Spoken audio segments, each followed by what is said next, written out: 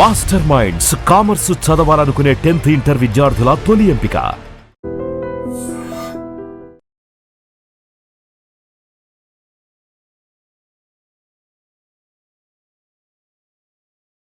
ఏంటన్నా ఇంత పెందలాడే రాజశేఖరం గారు తిరుపతి పక్కన 7 కోట్ల రూపాయలకు ప్రాపర్టీ కొంటున్నట్ట. ఈ రోజే రిజిస్ట్రేషన్ అట. ఆ దండపాణి గారు వచ్చి చెప్పాడు.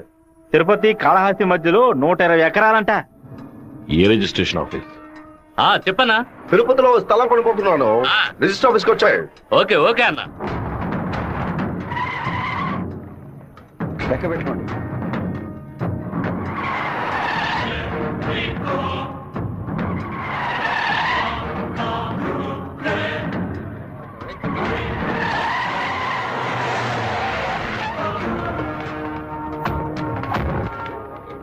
అన్నా ఇక్కడికి వచ్చారా? ఇక్కడ ఏం చేస్తా ఉన్నావు? ఓ స్థల రిజిస్ట్రేషన్ పని మీద వచ్చాను. ఎవరు డబ్బుతో కొన్నావు? ఊరి ప్రజలకు మంచి చేస్తావని నేను ఎమ్మెల్యేని చేస్తే ఏటి మనని దోపిడీ చేసి ఆస్తి సంపాదించుకుంటున్నావా? ఏంటన్నా దోపిడీ గిఫ్ట్ మాట్లాడతారు? ఎంత పెట్టి కొన్నావు? 70 లక్షల కన్నా. నువ్వు చెప్పేది నిజమేనా? నిజమేనా? ఆ బండి రాపండ్రా. అయ్యా, మీ సమస్యల్లో మమ్మల్ని ఇరికించొద్దు.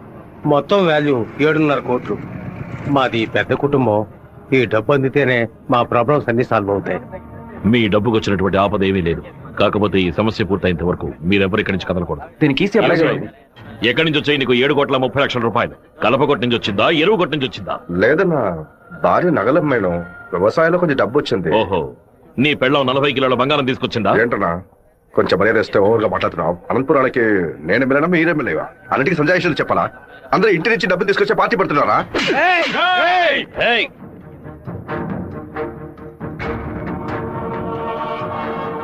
నా మాటకు విలువిచ్చి 50,000 మంది నీకు ఓట్లు వేసి నేను ఎమ్మెల్యేని చేశారా? రేపు నేను వాళ్ళకి ఏం సమాధానం చెప్పాలరా? అయ్యా, అన్ని రికార్డులోకి ఎక్కించేశారట.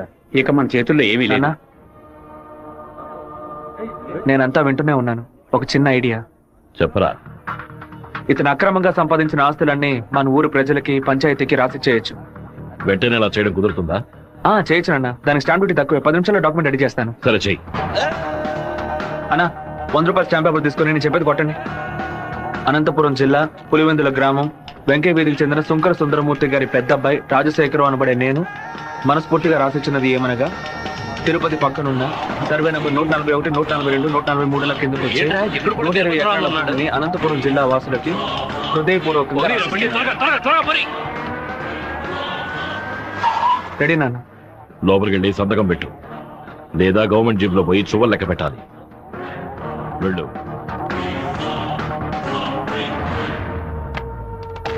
రాజశేఖరం, ఎప్పుడైతే నువ్వు ప్రజల డబ్బుని దోచుకున్నావో అప్పుడే ఎమ్మెల్యేగా ఉండే అర్హతని కోల్పోయావు. ఇంకో 15 రోజుల్లో నువ్వు నీ పదవికి రాజీనామా చెయ్యాలి. అనంతపురంలో బై ఎలక్షన్స్ రావాలి. ఇలా చూడు, నువ్వు రాజీనామా చేసినా బై ఎలక్షన్స్ వస్తాయి, నువ్వు చచ్చిపోయినా వస్తాయి. వెళ్ళు.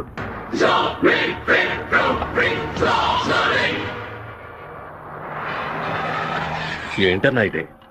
4 రోజుల నుంచి ఇక్కడే ఉన్నాం. ఊరు నుంచి అక్కేమో ఫోన్ చేస్తా ఉంది. ఏ ముహూర్తం నిలబట్టావురా? వాడు నన్ను కొట్టిన విషయం జిల్లా అంతా తెలుసుంటుంది. మానం పోయింది, మర్యాద పోయింది, దాచుకున్న డబ్బు అంతా పోయింది. ఆ పిల్ల నా కొడుకు ఐడియా వల్ల వీరభద్ర కాడు నా ఆస్తి మొత్తం ఆస్తికున్నాడు. ఆ నా కొడుకుని లేపేయకుండా ఊళ్ళకి వచ్చిన భార్య కూడా నాకు మర్యాద ఇవ్వదు. ఆ ఓబులేషన్ రమ్మని చెప్పు. హైదరాబాద్ లో మన పార్టీ మీటింగ్ వెళ్తున్నాను. రేపటికల్లా వీరభద్ర కొడుకు చావాలి. అన్నా, మళ్ళీ తప్పు చేద్దాం. నేను నిన్ను చేయమంటల్లా. బెజవాడి నుంచి మనుషులు రప్పిస్తాను. నువ్వు నీ వాళ్ళు మూల నుంచి చూడండి, మధ్యలో దూరి కెలక్కండి. సరే అన్న. మనల్ని వీడి వీరభద్రాన్న కత్తికి బలి చేసేలా ఉన్నాడు. రేపు ఉదయం లేవగానే ఈ ఊరి నుంచి ఎస్కేప్ అయిపోవాలి.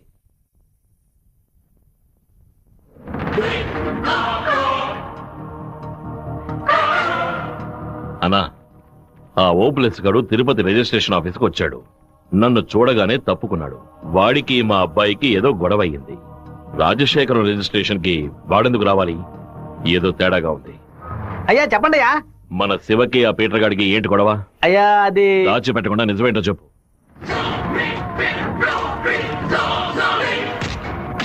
నా దగ్గర దాచేశారు కదూ. కావాలనే గొడవ పెట్టుకున్నాడు. ఇందులో ఏదో మతలబు ఉంది. టీ మొహాన్న పోసిన ఆ నిమిషంలోనే వాడి చేతి నరికి పారేస్తుండాలి. గొడవలేం పెట్టుకోవద్దని మనమే కదే చెప్పండి. నేను ఒక బుద్ధిలేని మనిషిని. నా మాట గౌరవం ఇచ్చే నా కొడుకు ఊరికే ఉన్నాడు. రండి ఆ ఓబ్లేస్ గారిని కలిసి వద్దాం. ఏంటన్నా సడన్ గా ఈ ట్రిప్ ఏంది? రే డోంగ్రే, కొడుకు ఏదైతే అప్పకి ఎక్కడో మండుద్రా. అందుకే మనం అసలు ఈ ఊళ్ళో లేవు. చూసావా అందులోనే లైన్ లోకి వచ్చేసాడు. అన్నా చెప్పన్నా. ఓబ్లేస్ ఎక్కడున్నావు? వైజాగ్ లో ఉన్నా అన్న. ఏదైనా పరిపడిందన్నా? నేను ఇప్పుడు ఫోన్ కట్ చేస్తాను. నువ్వు అక్కడ ఉన్న ల్యాండ్ లైన్ నుంచి నాకు ఫోన్ చెయ్యి. ఎందుకన్నా? వైజాగ్ లోనే ఉన్నావా లేదా అని తెలియద్దు. ఇప్పుడే అన్నారు రేణు కూడా దాటి పెడుతున్నాను. ఎందుకు అబద్ధం చెప్పావు? దొరికిపోయాం. నాకు దీనికి ఏ సంబంధం లేదన్నా. ఆ రాజశేఖరమే బెదవాడి నుంచి బందర్ నుంచి మనుషులు రప్పించి బాబు నిజాలని చూస్తున్నాడు. ఏమన్నావురా? ఈ విషయం మీకు తెలీదా? నా కొడుకు ఒంటి మీద చిన్న గీత పడినా సరే తిరుపతిలో ఉన్న రౌడీలందరినీ ముక్కలు ముక్కలుగా నరికి పారేస్తానా? రారా తిరుపతికి.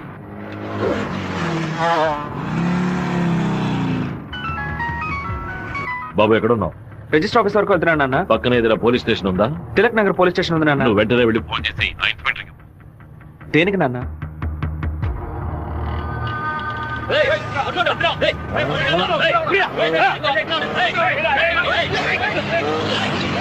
మాధవరావు ఎక్కడున్నావు? విషయం ఏంది బావా?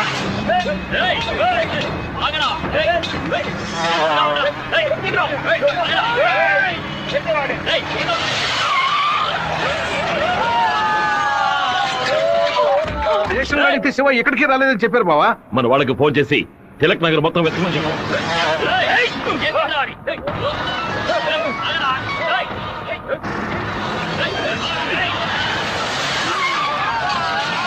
చెప్పండి అన్నా. తిరుపతిలో మీ వాళ్ళకి ఫోన్ చేసి అన్ని చోట్ల వెతకమని చెప్పు. పీటర్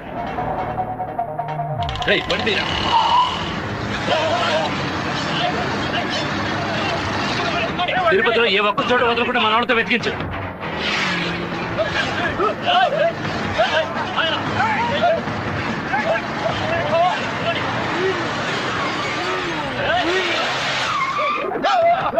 ఏదైనా అయితే మనల్ని వేసేస్తారు. నేను ఆ కొండపైకి వెళ్ళి చూస్తాను. మీకు ఏదైనా తెలిస్తే నాకు ఫోన్ చేయండి. అలాగేనా?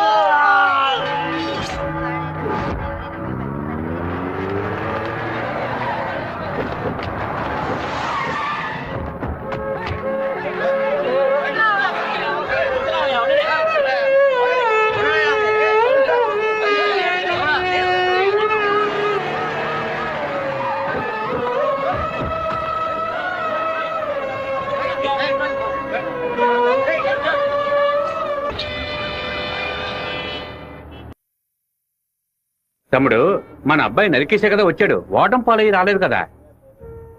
ఏ గొడవలకైతే పోకూడదు అని నా బిడ్డ దూరంగా ఒదిగి ఒదిగి ఉన్నాడు. వాడే కత్తి పట్టుకునేలా చేశారు. ఇలా చూడు ఓబులేసు, రోడ్లో వచ్చేపోయేవాడు అందరూ సెల్ తో ఫోటోలు తీశారు. ఈవినింగ్ పేపర్ లో న్యూస్ వచ్చేస్తుంది. ఖచ్చితంగా రిమాండ్ చేసే తీరాలి. కేసు రాసేటప్పుడు పర్సనల్ మోటివ్ వేయలేదు, ఆత్మరక్షణ కోసమే నరికాడని రాయి. మెయిన్ మ్యాటర్ లో నరికినోడే స్వయంగా సరెండర్ అయ్యాడు అని అండర్లైన్ చేసి మరీ రాయి. అప్పుడేనయ్యా బాబుని బెయిల్ మీద విడిపించగలం. ఎంతో చెప్పి చూశానన్నా. 15 రోజులు రిమాండ్ లో ఉంచి తీరాలని ఇన్స్పెక్టర్ అంటున్నాడన్నా. నా మనుషులు 4 లోపల సబ్ జైల్లో ఉన్నారన్నా. బాబుని జాగ్రత్తగా చూసుకుంటారు. అన్నీ నాకు తెలియకుండా దాచిపెట్టేశాను. రాజకీయ నాయకులను నమ్ముకునే మేము పొట్ట కడుపుకుంటున్నాం. నన్ను ఏం చేయమంటావన్నా? క్షమించన్నా. వెళ్ళు వెళ్ళు. రాజశేఖర్ ఇప్పుడు ఎక్కడ ఉన్నాడు? పార్టీ మీటింగ్ అని హైదరాబాద్ వెళ్ళాడు. చిన్నగా హైదరాబాద్కి పోనిపో. వాడు శాసనసభ నుంచి బయటకు వచ్చేటప్పుడు అక్కడే వాడిని నరికి పారేస్తా. నాన్న మీరేం టెన్షన్ అవ్వకండి. మీరు కంగారు పడితే వాళ్ళు వేసిన ప్లాన్లో సగం గెలిచినట్టే. మీరు ఊరికి బయలుదేరండి. తర్వాత ఏం చేయాలో మెల్లిగా ఆలోచించుకోవచ్చు. అయ్యా టైం అయింది, కోర్టుకు తీసుకెళ్ళాలి.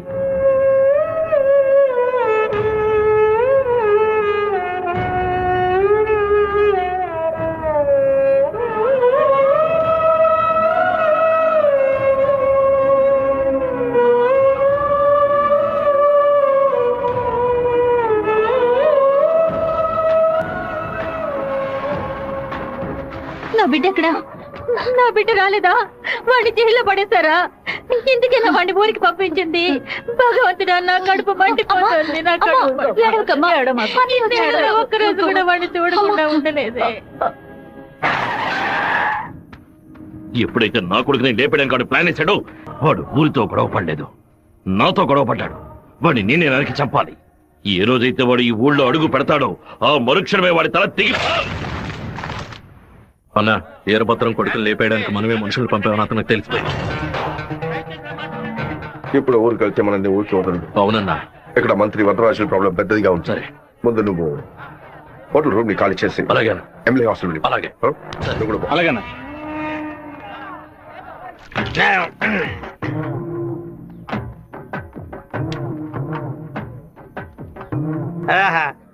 తాగి ఉన్నామే, తాగి బండి డ్రైవ్ చేసుకుంటూ పోతే పోలీసు వాళ్ళు లోపల పెడతారు. నెట్టుకుంటూ పోదాం.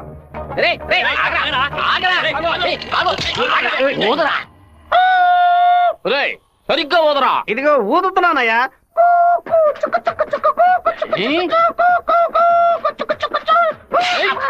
ఎగతాళా? మందు కొట్టవలేదో తెలుసుకోవడానికి ఊదమంటే కొట్టానయ్యా. వీధి వీధికి వైన్ షాప్ ఓపెన్ చేసి పెట్టి రండ్రా తాగండి అంటూ మా దగ్గర ఉన్న డబ్బులన్నీ నాకి పారేస్తున్నారు. సైకిల్ మీద బైక్ మీద వచ్చిన వాళ్ళు అక్కడ ఎత్తేస్తారా? దాని మీదే కదా ఇంటికి వెళ్ళేది. ఒక పని చేయండి అయ్యా, తాగుబోతులకు మాత్రం రాత్రి 7 గంటల తర్వాత ఒక బస్సు ఏర్పాటు చేయండి. మేము ఫుల్ గా తాగి ఇంటికి వెళ్ళి హ్యాపీగా తొంగుంటాం. ఓవర్గా మాట్లాడగరా. అలాగే మాట్లాడతానండి. తాగేసి బండి డ్రైవ్ చేసుకుంటూ వెళ్ళకూడదనే చట్టం ఉంది. చట్టం ఉందా? బండి నెట్టుకుంటూ వెళ్ళడం తప్పు కదా, కానీ ఎవడ బండు నెట్టుకుంటూ వెళ్ళడం తప్పురా. నువ్వు నెట్టుకొచ్చింది మా హెడ్ గారి బండి అయ్యా.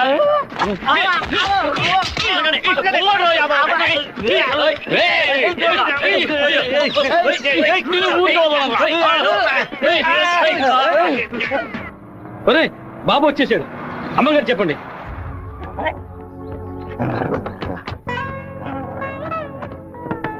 తూర్పు వైపు తిరిగి కూర్చోండి బాబు. బాబు కూర్చో.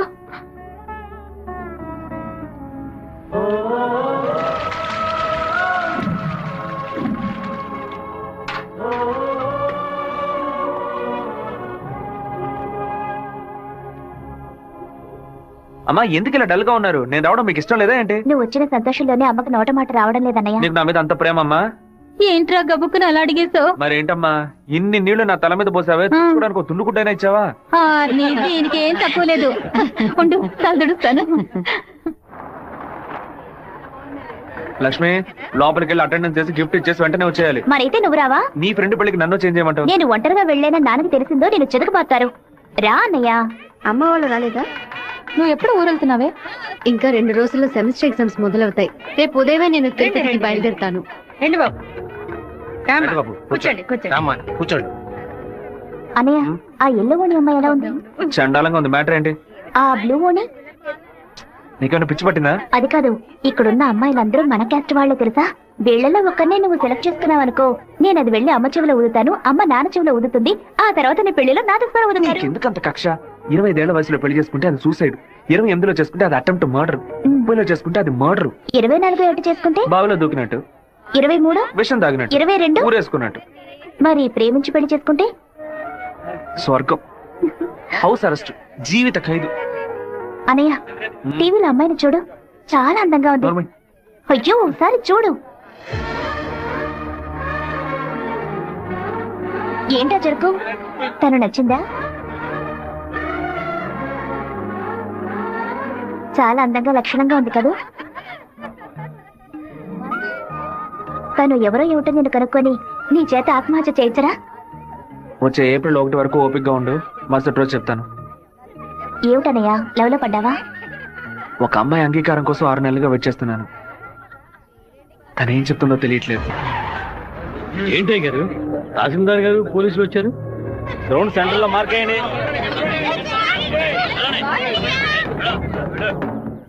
ఏంటో అర్థం కావట్లేదా?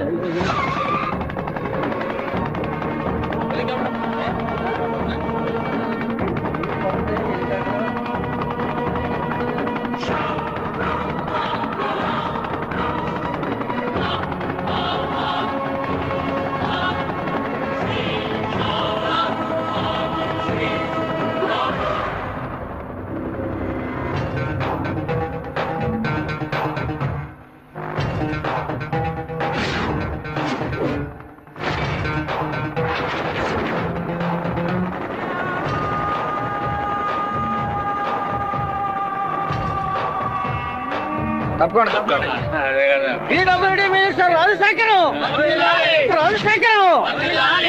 మినిస్టర్ రాజశేఖరం. ఏంటయ్యా ఆశ్చర్యంగా ఉందా? బానిసగా నీ ముందు నించిన వాడు ఎలా మంత్రి అయ్యాడనుకుంటున్నావా? మంత్రి వరదరాజుని డిస్మిస్ చేసినందువల్ల ఆ పదవికి అదే జాతి వాడు మినిస్టర్ అవ్వాలని సీఎం డిసైడ్ చేశారు. టోటల్ ఆంధ్రాలో ఎక్కువ మెజారిటీతో గెలిచిన నన్ను మినిస్టర్ని చేశారు. రాజ్భవన్ లో పదవి ప్రమాణం చేసిన తర్వాత ఆశీర్వాదం తీసుకోవడానికి సీఎం ఇంటికి కూడా వెళ్ళలేదు. ఫ్లైట్ పట్టుకుని రేణిగుంట ఎయిర్పోర్ట్ లో దిగి స్ట్రైట్ గా నీ ఇంటి ముందే హెలికాప్టర్ లో దిగాడ్రా. ఎందుకో తెలుసా? ఆ రోజు అంతమంది ముందు ఆ ఎమ్మెల్యే అని కూడా చూడకుండా నా చెంప మీద కొట్టావు కదా, ఆ అవమానాన్ని తుడిచి పారేయడానికి. ఇదిగో పప్పుల్లో కింగ్ పిస్తా, పదవుల్లో కింగ్ మంత్రిరా. ఆ పదవితో నిన్న ఒక ఆట ఆడిచిపోతే నా పేరు రాజశేఖర్ కాదు. ఆ రోజు 120 ఎకరాలు కొనేందుకు చింతలేసావు కదా, ఇంకా 6 నెలల్లో ఆంధ్రాలో 1200 ఎకరాలు కొని చూపిస్తాను. ఏం పీక్కుతావు? మొన్న ఏమాటాడావు? నేను ఒక్క జిల్లాకు ఎమ్మెల్యేగా ఉన్నందుకు 15 రోజులు రిజైన్ చేయకపోతే నన్ను లేపేస్తానన్నావు కదా.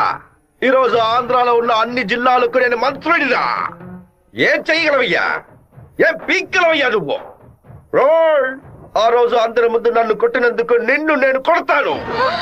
అది మాత్రమే కాదు, నీ తలకాయని తెగ నరుకుతాను.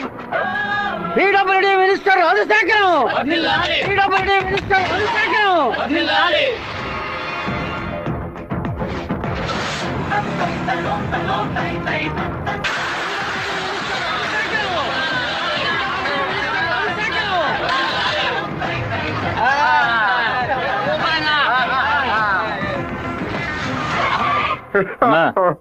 నేను కలవాలని వీరభద్రం కొడుకొచ్చాడన్నా. వాడితో ఎంతమంది వచ్చారు? ఒంటరిగా వచ్చాడన్నా. రానివ్వు.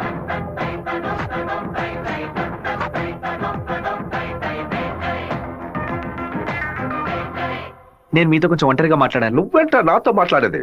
ఏదైనా అందరి ముందు చెప్పు. నేను ఒంటరిగా వచ్చాను, భయం లేకుండా. మీకెందుకు భయం? ఎవరికరా భయం? వెళ్ళవయ్యా, పోండి, బయటపోండి. ఏం మాట్లాడాలి? పప్పుల్లో కింగ్ పిస్తా, పదవుల్లో కింగ్ మంత్రి అన్నారుగా. వినడానికి బానే ఉంది, కానీ మీకు మ్యాటర్ తెలుసా? పచారీ కొట్టు లిస్ట్ లో కందిపప్పు, మినపప్పు, శనగపప్పు, పెసరపప్పు అని అన్నిటిని కిలో లెక్కలో రాస్తారు. కానీ పిస్తా పప్పును మాత్రం 50, 100 గ్రాముల లెక్కలోనే రాస్తారు. పాయసంలో కూడా ఎక్కువ వేరు, తక్కువే వేస్తారు. దాన్ని ఎక్కువ కొంటే క్యాష్ అవుట్, ఎక్కువ తింటే ఆరోగ్యం అవుట్. అలాంటిదే మంత్రి పదవి కూడా. గుర్తుని మార్చి నొక్కామే అనుకో, పదవి లేక రోడ్లో నుంచోవాలి, లేకపోతే కోర్టులో నుంచోవాలి. ఇంతవరకు ఎవరైనా సరే మా నాన్నతో వెనక నుంచొని మాట్లాడారు కానీ ముందు నుంచొని మాట్లాడలేదు. మొదటిసారిగా ఒకడు మా నాన్న ముందు నుంచొని ఛాలెంజ్ చేయడమో చూశాను, తల నరికేస్తానండమో విన్నాను. కొంచెం బాధ కలిగింది. ఇప్పుడు చెప్తున్నాను, నీకు 30 రోజులు టైం ఇస్తున్నాను. ఆలోగా నువ్వు చెప్పినట్టు మా నాన్న తల నరికేస్తే నా కుటుంబంతో పాటు వచ్చి నీ కాళ్ళ మీద పడతాను. అదే విధంగా నీ తల నరకపోతే మా నాన్న వచ్చి నీ కాళ్ళ మీద పడతాను. నువ్వు మా నాన్న తల నరికేస్తే నా కుటుంబంతో పాటు వచ్చి నీ కాళ్ళ మీద పడతాను. అలాగే నీ తల నరకపోతే మా నాన్న వచ్చి నీ కాళ్ళ మీద పడతారు. అంటే నేను నీ తల కన్ఫర్మ్ గా నరికేస్తానని చెప్తాను. నేను ఇప్పుడు మంత్రినిదా, కానీ మీ నాన్న ఇంకా పులివెందుల్లో అదే వీరభద్రమే. అయితే ఛాలెంజ్ రెడీనా? 30 రోజుల్లో మీ నాన్న తల లేపేస్తాను. ఎవరిని లేపేస్తారో చూద్దామండి. అయితే మా నాన్న చెప్పినట్టు త్వరలోనే అనంతపురం డిస్ట్రిక్ట్ లో బై ఎలక్షన్స్ వస్తాయి అనుకుంటా. వస్తానండి.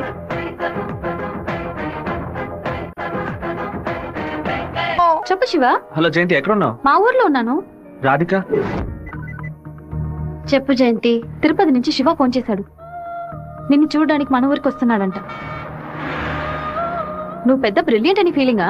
ఇలా తప్పించుకుంటే ప్రాబ్లం సాల్వ్ అవుతుందా? కొంచెం సైలెంట్ గా ఉంటావా? రాక సస్తానా?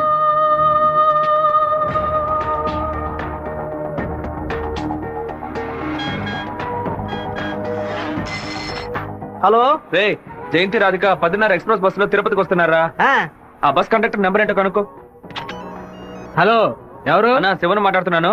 వేంపల్లిలో 2 అమ్మాయిలు ఎక్కారా? అవును బాబు. నేను హైవేలో ఉన్న బ్రిడ్జ్ పక్కన వెయిట్ చేస్తూ ఉంటాను. ఆ అమ్మాయిలు కొంచెం దింపేస్తారా? అలాగే బాబు.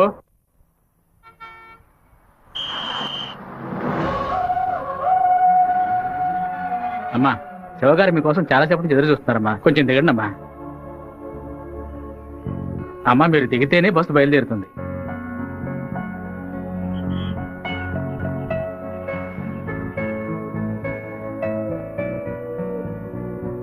నిన్ను కంపల్ చేసి రప్పించినందుకు సారీ. ఎప్పుడు నన్ను చూడకూడదని తిరుపతికి బయలుదేరావో అప్పుడే నువ్వు చాలా కన్ఫ్యూజన్ లో ఉన్నావని అర్థమైంది. ఏదైనా సరే నీ మనసులో ఉంది చెప్పు రాధిక. ఇంకో 6 నెలల తర్వాత రా అని చెప్పినా పర్వాలేదు, నేను వెయిట్ చేయడానికి సిద్ధంగా ఉన్నాను. ఎప్పుడైతే నువ్వు నా కోసం దెబ్బలు తిన్నావో అప్పుడు నాలో ఏర్పడిన గిల్టీ ఫీలింగ్ వల్ల నీ మీద ప్రేమ పుట్టింది. ఆ ప్రేమ నా మనసు నిండా నిండిపోయింది. కానీ ఆ రోజు కాలేజీలో జరిగిన గొడవలో నువ్వు వాళ్ళని కొట్టిన ప్రతి ఒక్క దెబ్బ నా మనసుని గాయపరిచింది.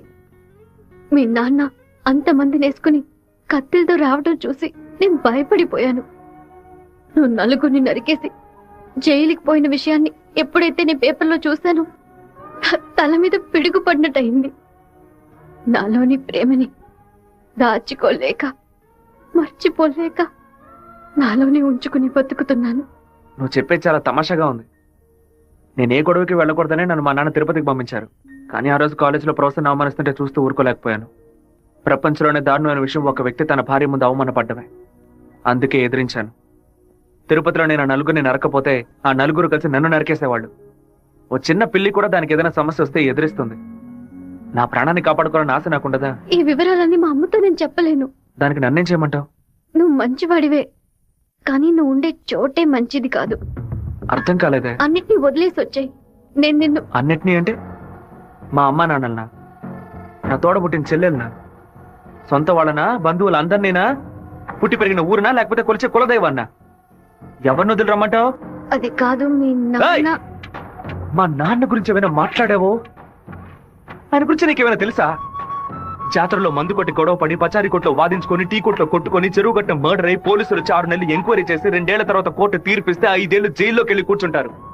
వాళ్ళ కుటుంబం నడి రోడ్డున పడుతుంది. కానీ ఎప్పుడు గొడవ అవుతుందో అప్పుడే వాళ్ళని పిలిచి ఎంక్వైరీ చేసి 2 పీకి వాళ్ళిద్దరిని కలిపి బుద్ధిగా ఉండండి అని చెప్పి ఆ 2 కుటుంబాన్ని ఏ ప్రతిఫలం ఆశించకుండా కాపాడేవారనే మా నాన్న. చేత కట్టిపట్టిన ప్రతివాడు చెడ్డవాడంటే వీరభద్రస్వామి, ఛత్రపతి శివాజీ, కృష్ణదేవరాయలు, ప్రతాపరుద్రుడు వీళ్ళందరూ చెడ్డవాళ్ళ? కోపిష్టి కత్తి పడితేనే అది తప్పు, కాపలావాడు పడితే తప్పు కాదు. ప్రేమ కోసం ఏదేదో వదిలేసి రమ్మంటారు. కన్న తల్లిదండ్రులను వదిలేసి రమ్మన్న మొదట అమ్మాయివి నువ్వేనే. ఒకే గూట్లో ఉంటేనే అది కుటుంబం, 2 విడిగా ఉంటే అది నరకంతో సమానం. నీకు మీ అమ్మ ఎంత ముఖ్యమో నాకు మా నాన్న అంతకంటే ముఖ్యం. నిన్ను ప్రేమించిన పాపానికి ఏం చేయకుండా వెళ్ళిపోతున్నాను. ఇదే మాట ఇంకెవరైనా అనుంటే అక్కడే నరికి పాతేసేవాడిని. నన్ను అవాయిడ్ చేయడానికి నువ్వు వేరే ఏ కారణం చెప్పినా జీవితాంతం నిన్ను తలుచుకుంటూ ఉండిపోయేవాడిని. కానీ ఎప్పుడు మా నాన్ననో కారణంగా చెప్పావు, ఈ క్షణం నుంచి నేను మర్చిపోతున్నానే.